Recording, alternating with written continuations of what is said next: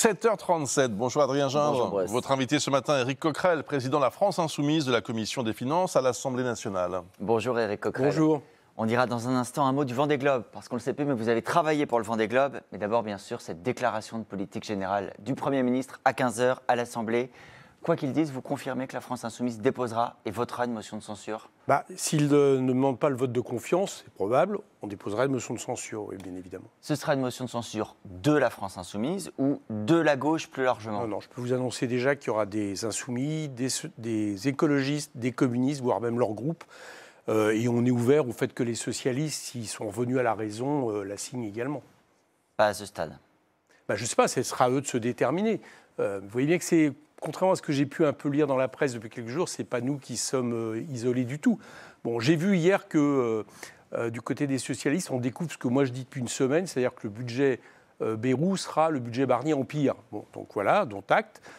Et comme je pense qu'ils n'ont pas grand-chose, ils n'ont rien à attendre en réalité sur la question des retraites, je peux supposer que certains d'entre eux vont voter la motion de censure. En tout cas, je l'espère. Dans l'hypothèse où le Premier ministre, cet après-midi, malgré tout, et en bonne surprise pour les socialistes, prononce les mots de suspension, de gel, de décalage de la réforme des retraites, ça ne changera rien pour vous. Il y aura si on entend suspension immédiate de cette réforme qui ne s'applique plus, vous verrez qu'il n'y aura pas de suspension de ce type, pas plus qu'il y aura de décalage ou gel. Bon, on a compris qu'ils essayaient de trouver des formules qui à la fois satisfassent le socle commun de M. Bayrou, qui ne veut pas entendre parler de remise en question de cette réforme, et puis ceux qui ont envie de croire que les choses peuvent changer pour ne pas voter la censure. Mais vous voyez bien que ce n'est pas ça qui est en...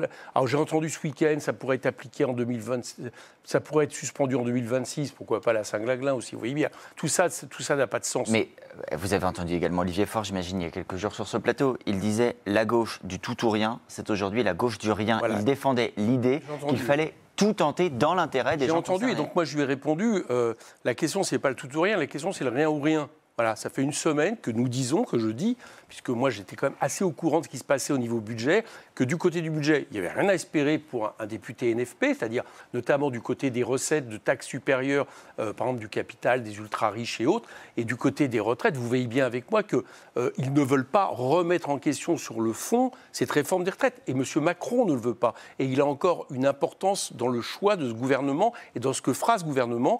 Donc ça fait une semaine aussi qu'on dit que vous verrez, il n'y aura pas d'abrogation ou même de suspension qui va à l'abrogation de la réforme des retraites. Ça fait une semaine que je dis, ça fait une semaine que je sais, c'est que les socialistes se sont fait berner ou ont été les complices... Oui, qu'est-ce que ça veut dire pour les socialistes? Est-ce qu'ils ont été les complices du gouvernement? J'ai pas envie de rentrer là-dedans, parce que j'ai pas envie de polémiquer. Moi, ce que je souhaite, c'est que le NFP se réunisse sur la motion de censure, parce qu'on a besoin d'être plus fort pour imposer une nouvelle politique dans ce pays, que ça passe par un gouvernement NFP que M. Macron sera obligé de prendre en compte, ou par le départ de M. Macron. Donc si vous voulez, je ne veux pas remettre 100 balles dans la machine de la polémique. Ce que je constate simplement, on va dire, parce que j'ai envie de le penser, qu'ils sont fait berner. D'ailleurs, j'entendais hier Philippe Brun qui dit on a été... C'était un peu ces termes. Bon, je préfère penser ça, voilà, comme ça, moi ça me va très bien.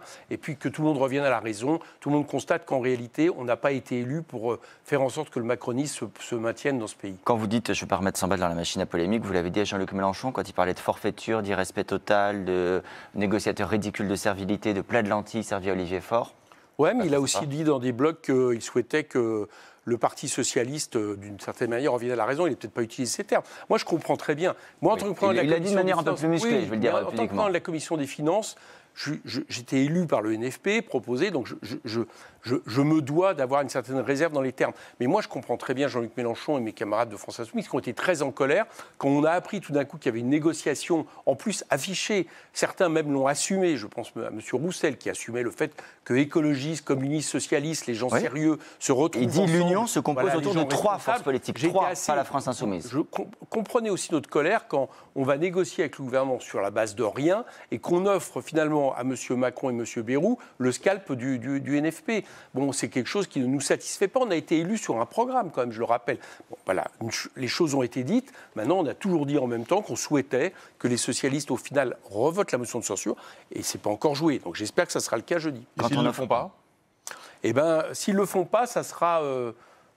ça sera une sacrée responsabilité, mais il y aura quand même. Je souhaite qu'il le fasse dès jeudi. Je ne vois pas pourquoi il le ferait pas dès jeudi. Ça veut dire quoi? Il y a une revoyure. Il y a une revoyure fin janvier. C'est-à-dire au moment où le budget revient à l'Assemblée nationale, il y aura une motion de censure. Pour le NFP. Et là, on aura la possibilité, vous verrez que ça soit le cas, je prends date, de censurer le gouvernement. Autrement dit, si le 16 janvier, on n'a pas fait tomber le gouvernement, vous verrez qu'il tombera fin janvier. Mais donc, pour prolonger la question de Bruce, si les socialistes ne votent pas la censure le 16, vous leur pardonnez, puis vous leur donnez une nouvelle chance fin janvier? Écoutez, mon objectif principal, je vais vous dire, c'est pas de polémiquer avec le Parti socialiste, c'est d'abord de faire en sorte de censurer ce gouvernement parce que sa politique est mauvaise, qu'elle a été minoritaire en juillet, battue à la motion de censure, battue aux européennes et qu'il faut que ça cesse pour le bien de ce pays. Donc c'est ça mon objectif. Oui, mais ce n'est pas une histoire de polémique, c'est une histoire de ligne politique. Bien sûr, et là aujourd'hui, vous nous expliquez que vous n'avez pas la même ligne politique. Excusez-moi, mais ma ligne politique, là pour l'instant, elle est très claire. Ma stratégie, c'est qu'il y a la motion de censure. Vous n'avez pas la même. Laissez-moi vous répondre. C'est que la motion de censure passe, j'espère, le 16, sinon fin janvier. Pour que la motion de censure passe, il faut que les socialistes finissent par la voter. Voilà. Donc à partir de là, je ne vais pas créer les conditions pour rendre ça totalement impossible. Et puis si jamais ils ne la votent pas du tout, ni le 16, ni le 30, à ce moment-là, à mon avis, on en tirera les conséquences et elles ne seront pas forcément en faveur de ceux qui n'auront pas voté la motion de censure. Mais pour l'instant, excusez-moi, mais je ne voudrais pas passer sourd.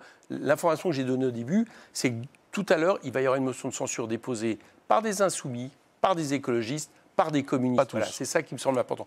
On verra, pas forcément, ce sera peut-être les groupes. Vous avez prononcé le nom d'Emmanuel Macron tout à l'heure. La France insoumise a envoyé aux élus locaux des formulaires de parrainage d'ores et déjà pour la future présidentielle, une hypothétique présidentielle. Et vous avez eu des réponses ?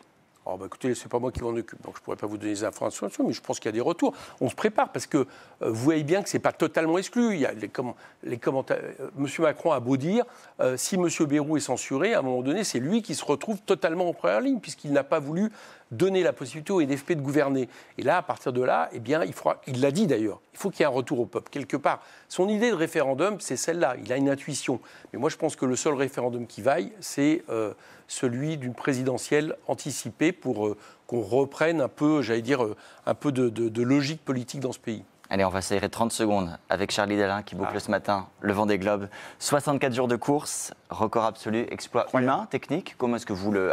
Les deux, trajectoire météo extraordinaire, préparation des bateaux qui est devenue de plus en plus professionnelle, évolution aussi architecturale avec les foils. C'est 10 jours d'avance, c'est une grande... Je rappelle qu'il avait coupé la ligne en premier il y a 4 ans et qu'il avait dû concéder la victoire parce qu'il y avait eu un rattrapage suite à un sauvetage précédent en course. Non, c'est une très grande épreuve et même si les marins sont désormais plus en contact avec la Terre, avec tous les moyens de communication, chapeau bas, quoi. Ce sera à vivre en direct sur TF1 dans quelques minutes, le franchissement de la ligne d'arrivée au Sable d'Olonne. Merci beaucoup Éric Coquerel, merci Adrien Jeanne.